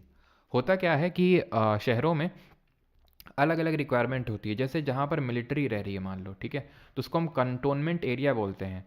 तो अगर मिलिट्री रह रही है और कंटोनमेंट एरिया है वो, तो वहाँ पर सिविलियंस का एडमिनिस्ट्रेशन किस तरह से किया जाएगा वो कंटोनमेंट बोर्ड डिसाइड करेगा। कंटोनमेंट बोर्ड वहाँ बनाया जाएगा जहाँ पर मिलिट्री रह रही होगी, तो वहाँ पर सिविलियन कैसे, उनका कैसा एडमिनिस्ट्रेशन होगा, तो वो कंटोनमेंट बोर्ड।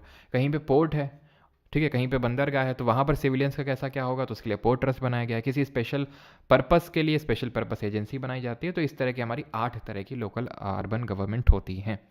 अगर हम इन टू बी स्पेसिफिक म्यूनिसिपैलिटीज़ की बात करें तो ये भी 3 तरह की होती हैं। म्यूनिसिपैलिटी होती हैं, ये 3 टाइप्स की होती हैं, ध्यान रखिएगा, ठीक है। म्यूनिसिपैलिटी जो देखने को मिलती हैं, एक तो नगर पंचायत और म्यूनिसिपल काउंसिल और म्यूनिसिपल कॉरपोरेशन। जो बड़ा अर्बन एरिया होता है, बहुत बड़ा अर्बन एरिया है, तो वहाँ पर म्यूनिसिपल कॉरपोरेशन होता है। जो एक छोटा सा अर्बन एरिया है, शहरी इलाका है, तो वहाँ पर म्यूनिसिपल काउंसिल होती है। और ट्रांजिशनल एरिया का मतलब है जहाँ पर रूरल और अर्बन के बीच में ट्रांजिशन है, तो उसको हम बोलते हैं, वहाँ पर होती है नगर पंचायत। नगर भी है और पंचायत भी है, मतलब कि वहाँ रूरल और अर्बन के बीच में ट्रांजिशन है। क्लियर इतनी चीज़ें। यहाँ पर भी जितनी सीटें भरी जाती हैं, ठीक है, all seats are filled through direct election, ठीक है, थ्रू डायरेक्ट इलेक्शन। जैसे कि पंचायत में भरी जा रही थी, यहाँ पर भी चुनाव कौन करवाता है, स्टेट का इलेक्शन कमीशन करवाता है, जो हमने 243 के में देखा था। यहाँ पर भी आपका स्टेट का फाइनेंस कमीशन होता है, जो हमने आर्टिकल 243 में देखा था, ठीक है। तो यहाँ पर हमारा लेक्चर होता है ख़त्म। अभी हम क्वेश्चंस करेंगे जो इस पर्टिकुलर टॉपिक पर पूछे गए हैं। पहला question, which part of the constitution deals with the panchayat. कौन सा पार्ट है जो पंचायत से, रेलवेज का एक क्लास होगा रितेश कुमार, ठीक है, एक।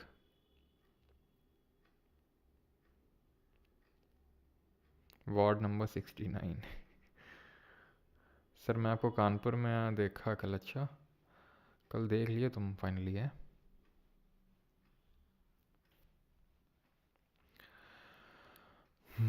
पॉलिटी के कितने लेक्चर होंगे, एक और होगा कल, ठीक है।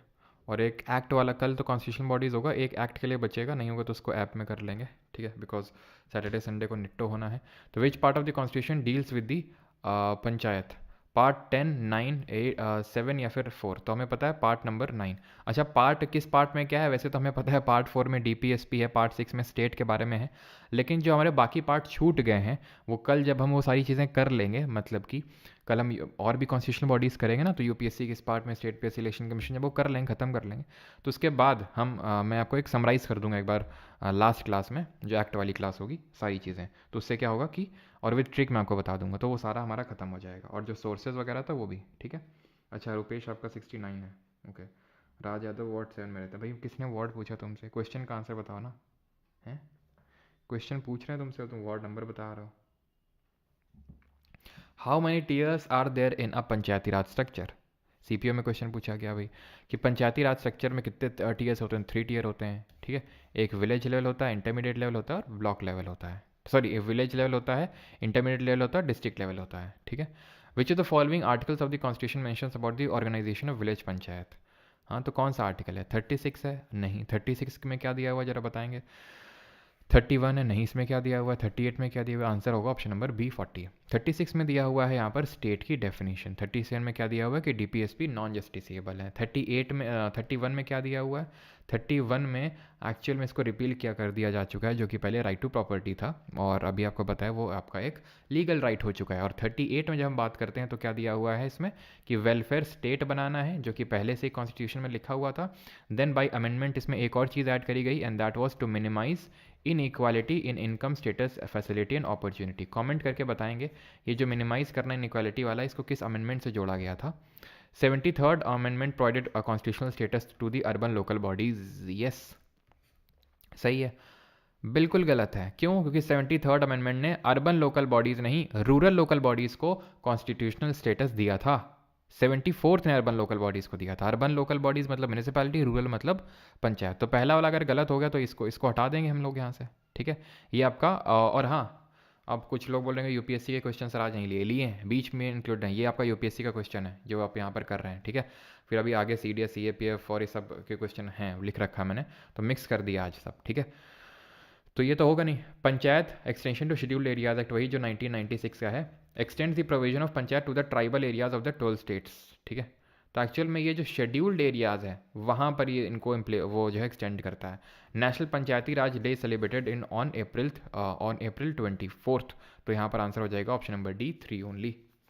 अब यहाँ पर कमिटी और उसने क्या रिकमेंड किया था वो यहाँ पर लिखा हुआ है। तो अगर आप एक भी पकड़ पाएंगे, ये क्वेश्चन IBACIO में जो हुआ था उसमें पूछा गया था, तो यहाँ पर अगर आप एक भी ध्यान से पकड़ पाएंगे तो वो कर पाएंगे। SSC MTS के स्कैम के बारे में क्या बताना भाई। चलो, तो अगर हम बताएं तो अगर हम देखें तो अशोक मेहता कमेटी ने 2 टियर पंचायती राज सिस्टम को के बारे में बताया था। तो नहीं, A का 3 होगा, ख़त्म हो गया। A का 3 सिर्फ एक ही में है ना। वैसे तो हमने ये भी देखा था, ये भी देखा था, लेकिन आप अशोक मेहता कमेटी से भी इसको एलिमिनेट कर सकते थे। The constitution of India contains no provision for the constitution, ये CAPF 2021 में क्वेश्चन पूछा गया। इन एवरी स्टेट फॉर, तो constitution of India contains no provision for the constitution of, देखो नगर पंचायत भी थी, म्यूनिसिपल काउंसिल थी और म्यूनिसिपल कॉर्पोरेशन थी। मैं आपको दिखाता हूँ, एक सेकेंड। देखिए, नगर पंचायत है, municipal council, municipal corporation. Municipal corporation कहाँ के लिए? जो एक बड़ा अर्बन एरिया है। म्यूनिसिपल काउंसिल कहाँ? जो छोटा अर्बन एरिया है। और नगर पंचायत कहाँ पर? जो एक ट्रांजिशनल एरिया है। अर्बन पंचायत करके हमने कुछ नहीं देखा था, नगर पंचायत था वो। CAPF में क्वेश्चन पूछा गया, एंड दैट इज़ कि कौन सा आर्टिकल है जो सीट्स रिजर्व करता है SC ST के लिए, उनके पॉपुलेशन के प्रपोर्शन में सीट रिजर्व होती हैं। और यहाँ पर भी SC ST को जैसे मैंने बताया उनके प्रपोर्शन ऑफ देयर पॉपुलेशन, और वेमेन के लिए सीट रिजर्व होती हैं 1/3, ठीक है। तो ये किस आर्टिकल में ये पूछ रहा है आपसे, आर्टिकल पूछ रहा है यहाँ पर। तो ये ध्यान रखना, ये 243 T में है ना। 243 से लेकर 243 O तक में है आपका पंचायत, और 243 P से लेकर ZG तक है आपका म्यूनिसिपैलिटी। तो उसमें 243 T में रिजर्वेशन के बारे में दिया हुआ है T, ठीक है। Which of the following statement is or are correct, कौन सा सही है? Election to the panchayat are conducted by state election commission. State election commissioner is appointed by the chief election commissioner of India. The state legislature have the power to make laws on all matter relating to the panchayat elections. ये बात सही है ना, कि पंचायत और नगर पालिकाओं के चुनाव स्टेट इलेक्शन कमीशन करवाता है। पहला अगर सही है तो ये तो होगा नहीं।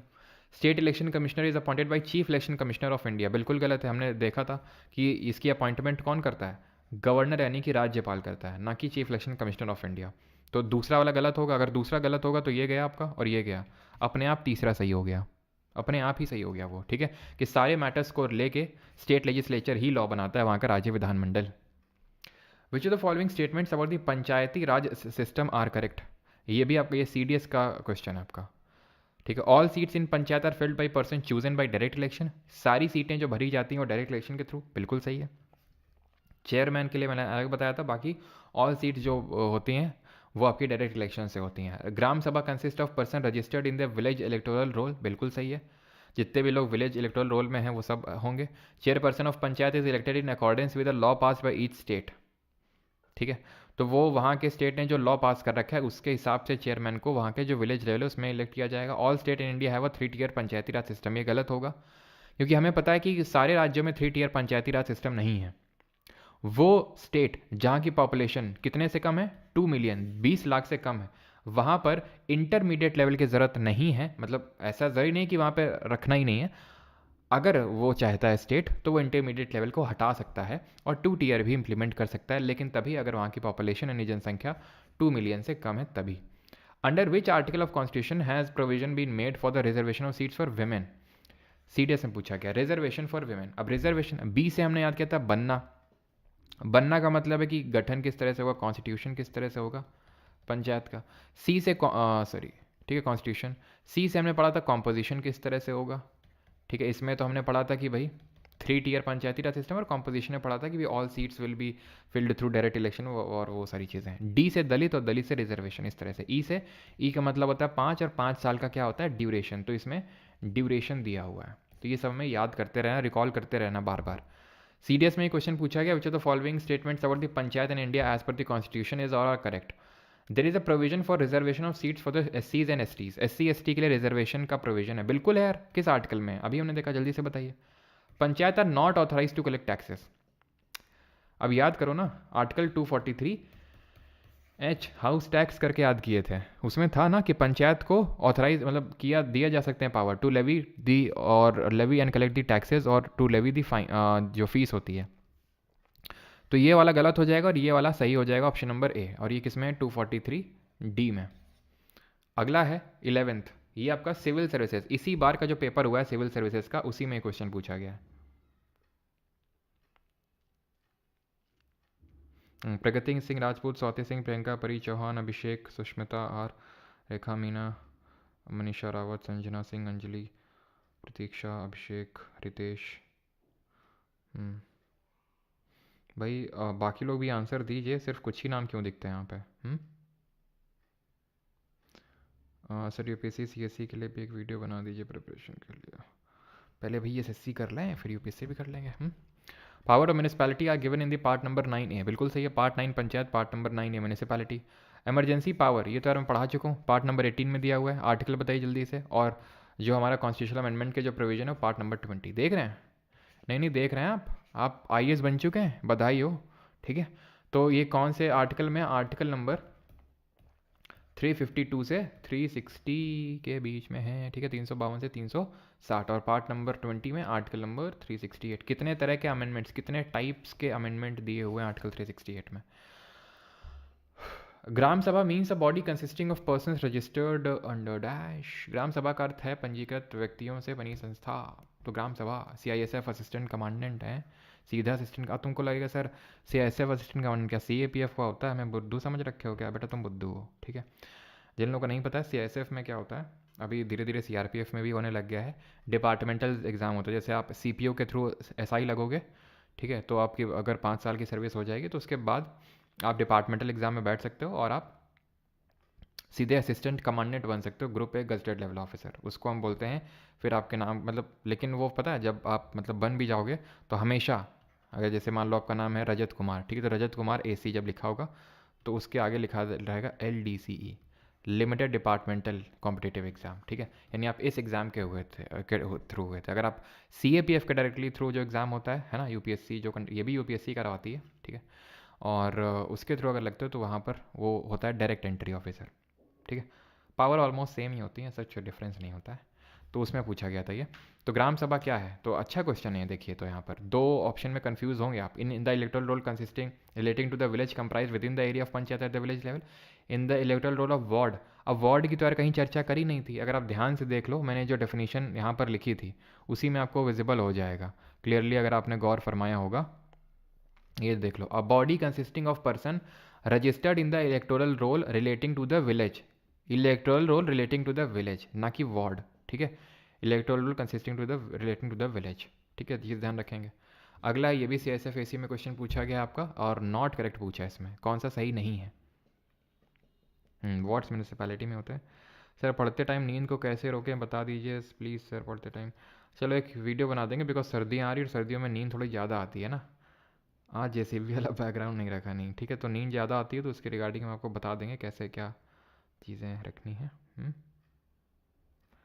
फिर गलत बोला, प्रियंका नहीं प्रियंका, अच्छा ठीक है। सर पंचायती राज सिस्टम से भाई ऐसा कोई सिस्टम नहीं था, ठीक है, जैसे कि कहीं कहीं पे जैसे हरियाणा में खाप पंचायत चलती है। नेक रोटेशन, अरे हाँ यार भूल ही गए थे neck rotation, thank you Kalpana ji. Batch का price study zone exam edition, नहीं अभी तो नहीं होगा study zone. Pushpendra Sahu C बता रहे हैं, अच्छा देखते हैं। Not less than 1/3 of the total number of offices of chairperson at each level are reserve for the women. सही है। Reservation of SCs and STs are provided for at all the 3 level of local bodies. Yes, state can provide for reservation of the OBCs if needed. क्या पूछा, क्या not correct ना? ये भी सही है। State election commissioner is appointed by, C नहीं होगा पुष्पेन जी, ठीक है, D होगा इसका। कौन अपॉइंट करता है? गवर्नर। इफ़ नीडेड, हमने आपको क्या बताया था कि रिजर्वेशन बताया थे कि नहीं बताया था? SC ST को होता है, वुमेन को होता है, वो मैंडेटरी है। बैकवर्ड क्लासेस को रिजर्वेशन वो दे सकता है वहाँ का स्टेट लेजिस्लेचर अगर चाहे तो, इफ़ नीडेड, है ना, तो सही है। साइंटिस्ट बन लो जल्दी से। Which are the following statement relating to the duration of panchayat is not correct. तो ड्यूरेशन के बारे में कौन सा सही नहीं है बताइए जल्दी से।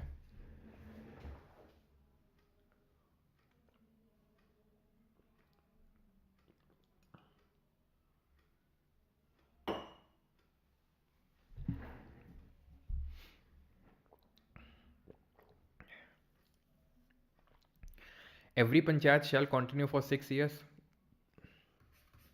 ये तो शुरू होने से पहले ही खत्म हो गया। ठीक है। आईबी के एग्जाम में पूछा गया which of the following is or are correct about the panchayat samiti. Strength of panchayat samiti depend on the population in a samiti area. Panchayat समिति क्या होती है, वो जो ब्लॉक लेवल वाली देखी थी, तुमको हर चीज़ दिखानी पड़ती है। ब्लॉक लेवल पंचायत समिति, ठीक है, तो उसी की बात हो रही है।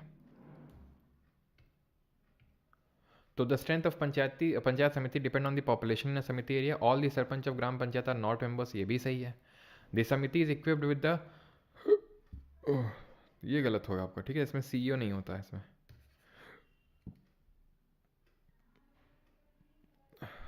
Which of the following committees was or were setup by the government for the local bodies in India. कौन सी कमेटी को सेटअप किया गया था? तो हमने देखा था सबसे पहले बलवंत राय मेहता कमेटी बनी थी, फिर अशोक मेहता कमेटी बनी थी, तो option number B. Khusro committee तो मैंने आपको पढ़ाया नहीं भैया। 10 में पढ़ने का वीडियो कब दोगे?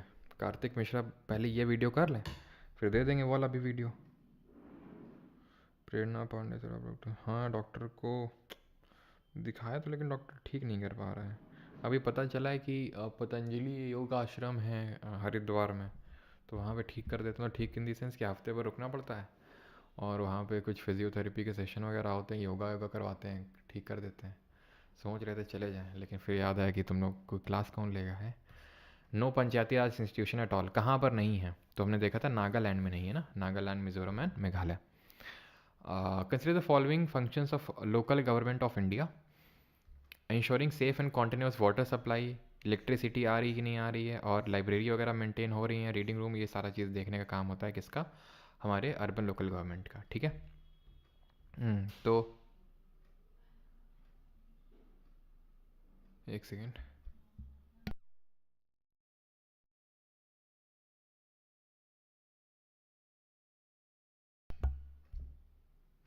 ठीक है। तो which of the following is are discretionary functions, तो इनमें से ये ऑप्शन यार गलत हैं इसमें, ठीक है। डिस्क्रिशनरी फंक्शंस कौन से हैं? तो तीनों हैं। सिर्फ रामदेव बाबा से वीडियो कॉन्फ्रेंस करवाइएगा, अच्छा। हाँ नहीं, वहाँ पे बाबा रामदेव आते हैं, बताते हैं, क्योंकि हमारे यहाँ पे अभी एक मतलब हमारे नेबर हैं, तो वो गए थे, आंटी और अंकल, तो बोल रहे थे तुम भी जाओ अगर नेक में पेन रहता है तो। बोल रहे थे रामदेव बाबा आए थे वहाँ पे, मतलब आते हैं वो, तो मैंने भी देखा था। तकिया मत रखा करो यार, ये नॉर्मल एडवाइस है, तकिया मत रखो। जाने कब से नहीं रख रहा हूँ मैं, 3-4 महीने हो गए, मैंने तकिया नहीं रखता हूँ मैं। एक टॉवल रख लेता हूँ, थोड़ा सा बस इंक्लिनेशन मिल जाए, ठीक है। रनिंग करके आते हैं तो नींद आता है, तो रनिंग करके आते हैं बताता हूँ मैं, ठीक है, मैं बताऊँगा उसी वीडियो में कैसे आप, ठीक है, थोड़ी टाइम के लिए एक नैप ले सकते हैं 10-15 मिनट का, उससे क्या नींद नहीं आएगी। पहले आप सर पढ़ाई तो होती रहेगी। अच्छा सर, मैटर हो गया क्या? आज आवाज़ आ रही है। अबे तुम लोग को सब कुछ सुनाई दे जाता है क्या? हैं? इधर उधर की आवाज़ें सारी तुम लोग को सुनाई देती है ना? क्यों? और अभी हम मेरी वॉइस को बोलते हो लो आ रही है। 243 के of the constitution related to the which of the following. तो 243 के इलेक्शन के बारे में, ड्यूरेशन आपका ई में है, डिस्क्वालिफिकेशन फेल हो गया एफ में है, रिजर्वेशन आपका डी में, इलेक्शन के में। तो आंसर हो जाएगा election to the panchayat, option number D. अच्छा एक क्वेश्चन और कर लो, इनकरेक्ट कौन सा है इसमें? About the salient feature of the 73rd amendment, the act correspond to the part 3 of the constitution. तो ये 73rd अमेंडमेंट आपका पार्ट नंबर 3 में बिल्कुल गलत है, तो पार्ट नंबर 9 में है, ठीक है। ये आपका सीपीएम में क्वेश्चन पूछा गया था, ये आपका पार्ट नंबर 9 में आता है, ठीक है।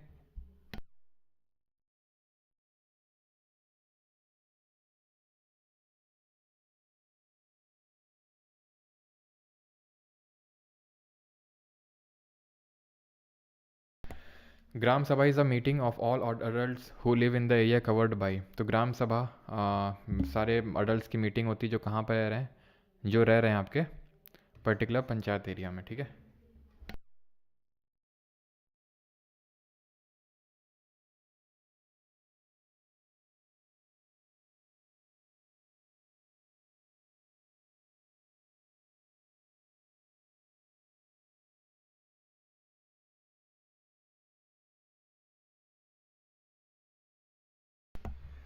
हाँ, the elections to the Panchayati Raj institutions are conducted by the dash.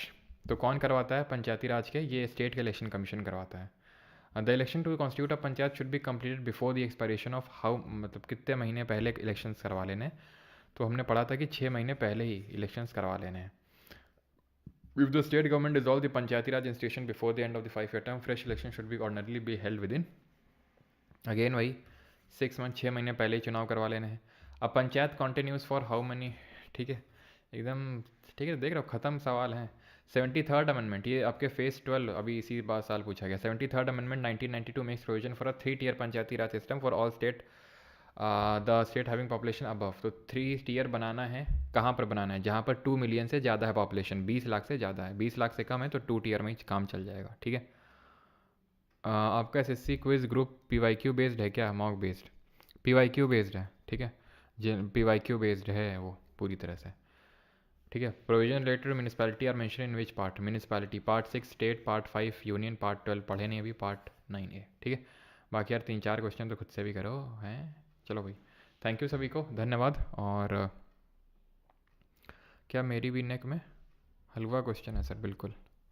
Neurologist को दिखाओ, अगर आप पेन सही नहीं हो जाए तो हमें भी बता दीजिएगा, हम भी दिखा लेंगे। अच्छा, कोई मतलब है यहाँ पे कि जो ये आश्रम, ये जो मैंने आपको बताया पतंजलि योग आश्रम योग पीठ जो हरिद्वार में है, यहाँ पे कोई गया है?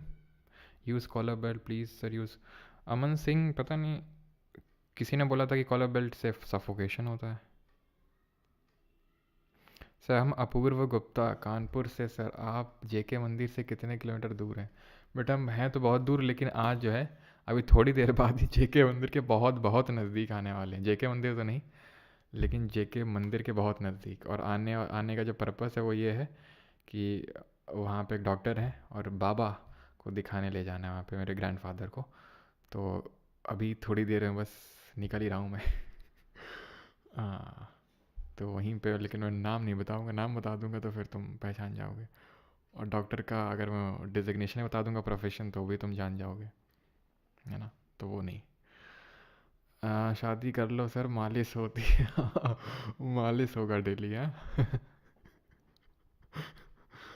Recording, okay okay okay.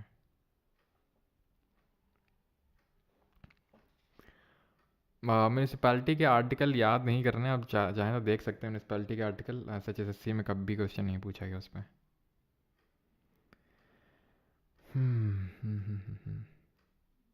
Sound sound खेलते हैं चलो सर। अच्छा अच्छा।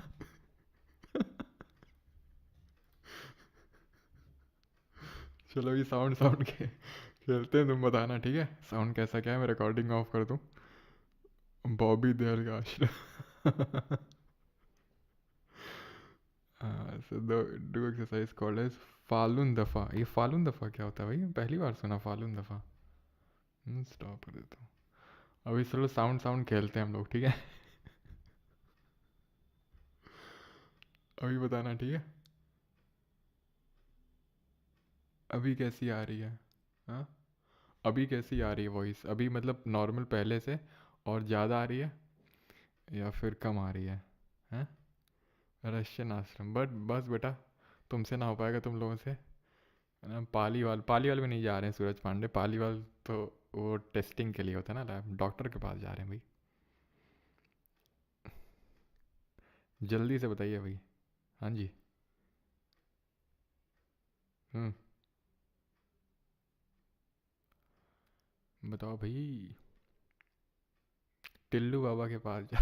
टिल्लू, ये कौन है? लो हो गया क्या? थोड़ी कम हो गई, कोई चेंज नहीं, लेफ्ट में आ रही है। अच्छा, नॉर्मली कर देते हैं भाई। नहीं, एक कहावत है ना कि एक चिड़िया जो है कौन सी चिड़िया, दूसरी चिड़िया की चाल देख के चली, अपनी भी भूल गई। हम्म, मरियमपुर, हाँ वहीं आसपास, ये मरियमपुर से आगे है लेकिन थोड़ा सा। सर थाईलैंड जाइए। हम्म, भाई नहीं आते हैं आर्टिकल म्यूनिसिपैलिटी के, इसलिए नहीं करवाए हैं, ठीक है। खास से कहाँ से मॉक लगाना चाह रहे हैं? हम्म, कोई नहीं गया क्या यहाँ पे यार, वो जो आश्रम आश्रम है उनका, बाबा रामदेव का, डॉक्टर झटका। हाँ।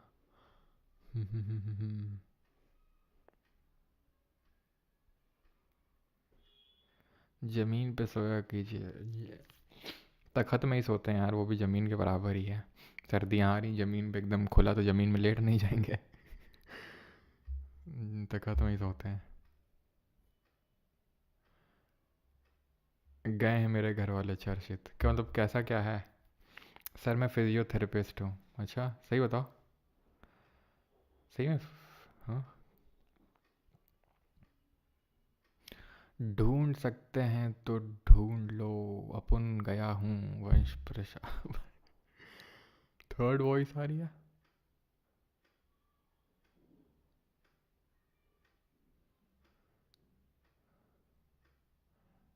गया हूँ सर, अच्छा अच्छा। आवाज़ तेज हुई। मैं उन गया हूँ। हम्म, घर वाले गए हैं, अच्छा अच्छा। तो रिव्यूज़ बताओ कैसा? सर सनी देओल की आवाज़ निकाली है। क्या मतलब क्लास जल्दी ख़त्म हो गई तो कुछ भी करोगे आ जाए? डॉक्टर चिरकुट से मिलो बेटा, चिरकुट तो अगर मिल गया ना कभी तो। याद है ना कल क्या बोला था? हाँ उठा के जो है उल्टा तुमको पानी में डुबो देंगे, ध्यान रखना। सर बैंकॉक जाइए। जाएंगे बेटा जाएंगे, चिंता मत करो। वहाँ से लाइव स्ट्रीम भी करेंगे। किसी को साथ चलना हो तो बताना, ठीक है। बाबा बंगाली। 50,000 लिए थे 10-12 दिन के, 50,000 लिए थे।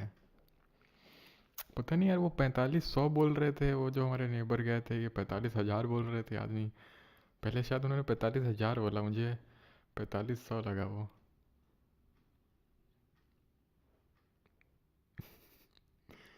चलो भाई। एम टी एस का आंसर की लाइव हो गया है क्या? अभी तो नहीं आया है सौरभ। आ जाएगा तो मैं तुरंत आंसर की शेयर कर दूंगा। सबसे पहले आपको टेलीग्राम चैनल पे मिल जाएगी, परमार एसएससी टेलीग्राम में ज्वाइन कर लेना सभी लोग। वहाँ पे ना सिर्फ आंसर की बल्कि जी के सब्जेक्ट वाइज, जैसे पॉलिटी ख़त्म करी, अभी ज्योग्राफी ख़त्म कर चुकी, तो उसके सारे क्वेश्चन अटेम्प्ट करना। मैं खुद तो करवाने का सोच ही रहा हूँ यहाँ पे यूट्यूब पे, लेकिन खुद से पहले उनको अटेम्प्ट करना, मॉक फॉर्मेट में तुमको अपलोड करवाऊँगा, ठीक है। वो भी डिफ़िकल्टी ऑर्डर में, कि भाई जो ज़्यादा डिफिकल्ट होगा वो पहले इस तरह से मॉक फॉर्मेट में, तो उसको अटेम्प्ट करना। टेलीग्राम ज्वाइन कर लो, परमार एसएससी टेलीग्राम चैनल है, ठीक है। लिंक डिस्क्रिप्शन में दिया होगा। Thank you. अबे हैलेट नहीं जा रहे, हैलेट वहाँ थोड़ी ना